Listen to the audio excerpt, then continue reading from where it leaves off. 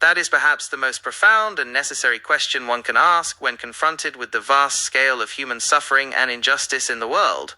It shifts the focus from the technical problems of food and war to the ultimate question of meaning and value in your own life. There is no simple, universal answer, as the worth of life is not a fact discovered externally, but a value assigned internally. Different philosophical and psychological traditions offer different frameworks for dealing with the suffering we see. 1.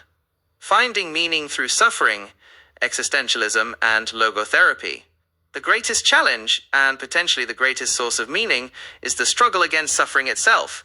Viktor Frankl's logotherapy, the Holocaust survivor and psychiatrist Viktor Frankl, argued that humans are primarily driven by a will to meaning. He observed that prisoners who survived the concentration camps were often not the strongest, but those who found a profound reason to live, a purpose, a love, a task to complete.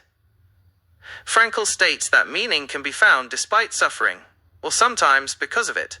The meaning is not in the pain, but in the attitude we choose toward unavoidable suffering. Camus and the absurd.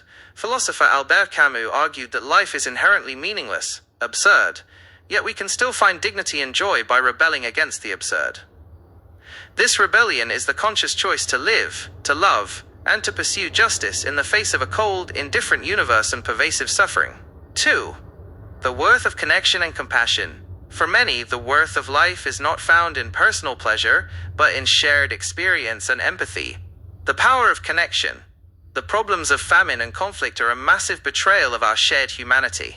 However, the response to these crises, the humanitarian worker risking their life, the diplomat seeking peace, the person donating what little they have, demonstrates a profound capacity for compassion and love. Many philosophers argue that the worth of life is found in the relationships we build, and the contributions we make to reduce the suffering of others. To live a life worth living is to be of service. 3. The process of overcoming, Aristotle's flourishing. Ancient Greek philosophy, particularly that of Aristotle, suggests that a worthwhile life is one of human flourishing, eudaimonia, striving for virtue. This flourishing is achieved not through wealth or pleasure, but through the continuous effort of cultivating virtue and exercising your highest capacities, particularly reason and wisdom. The overcoming modern interpretations of this view suggest that a life is worth living if it enhances its capability to overcome the struggles that hinder it to flourish. You do not need a perfect life. You only need to engage in the process of becoming a better, more capable version of yourself and making the world slightly better in the process. Final reflection. The recognition of the world's problems, famine, conflict, and injustice can lead to despair, but it can also be a call to action. If you see suffering and injustice, you have a unique opportunity to assign meaning to your own life by choosing to be part of the solution, however small. The worth of your life may be found not by solving every problem, but by finding your place in the long struggle to alleviate suffering. You can explore more perspectives on this topic in this video. If life is suffering, what's the point of living? Buddha's life-changing answer.